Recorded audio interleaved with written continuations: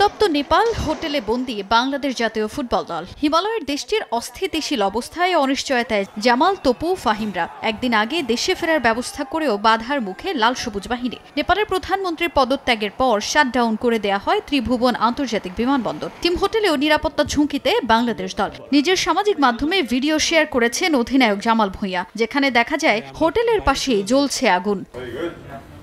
দলকে দেশে ফেরানোর জন্য পররাষ্ট্র মন্ত্রণালয় ও নেপালে অবস্থিত বাংলাদেশি দূতাবাসের সঙ্গে আলোচনা চালিয়ে যাচ্ছে বাফুফে। জামালদের দ্রুত দেশে ফেরানোর জন্য বিশেষ ফ্লাইটের পরিকল্পনাও চলছে। ইতোমধ্যেই দলের সবার পাসপোর্ট সংগ্রহ করেছে পররাষ্ট্র মন্ত্রণালয়। রেগুলার টাচে আছে আমাদের হাই কমিশন, অত্যন্ত অ্যাক্টিভলি ভেরি সাপোর্ট করছেন আমাদেরকে। Bangladesh high commission in Nepal, of course Nepal football association এবং আমাদের পররাষ্ট্র মন্ত্রণালয়। আমাদের ওখানে কয়জন আছেন এবং কি কি ন্যাশনালিটি আছেন উইথ দেয়ার পাসপোর্ট নাম্বার আমরা পাঠিয়ে দিয়েছি কনসার্ন গভর্নমেন্ট স্টেক হোল্ডারদেরকে, যে তাদেরকে যদি আমাদের ওখান থেকে আনার ব্যবস্থা করতে হয় কোনো বিশেষ উড়োজাহাজের মাধ্যমে। এই লিস্টটা with their passport number has already been sent to all concern bodies. বিমানবন্দর খুলে দেয়া হলেও দেশটির রাষ্ট্র কাঠামো ভেঙে পড়ায় হোটেল থেকে এয়ারপোর্ট পর্যন্ত পৌঁছানোর নিরাপত্তা নিয়ে শঙ্কায় বাফুফে। সেজন্য পররাষ্ট্র মন্ত্রণালয়ের কাছে বিশেষ প্রোটোকলের ব্যবস্থা করারও দাবি জানিয়েছে ফেডারেশন।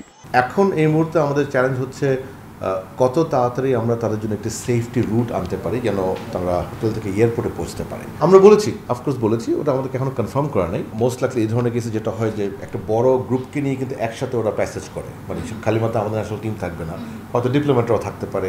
দেশটির সবখানে বিরাজ করছে অস্থিতিশীল অবস্থা। এর মধ্যে টিম হোটেলে অবস্থান করা নিয়ে উৎকণ্ঠা দলের, যদিও সেখানে টিমের জন্য কোনো বাড়তি নিরাপত্তার ব্যবস্থা হয়নি এখনো। আমরা যে হোটেলে রয়েছি তার পাশে মেম্বার অফ পার্লামেন্ট, ওনার বাসা রয়েছে। প্রোটেস্টকারী যারা ছিলেন তারা এখানে এসে হামলা করেছিল। যখন আমরা যেতে পারবো না, সেক্ষেত্রে আবার যখন চেক ইন করতে গেছি তখন দেখা গেছে যে রুমগুলি ব্লক হয়ে গেছে। 10 সেপ্টেম্বর নেপাল থেকে দেশে ফেরার কথা থাকলেও কবে নাগাদ দল ফিরতে পারবে তা নিয়ে এখনো নিশ্চিত কিছুই জানা যায়নি। তাজিন খন্দকার, সময় সংবাদ, ঢাকা।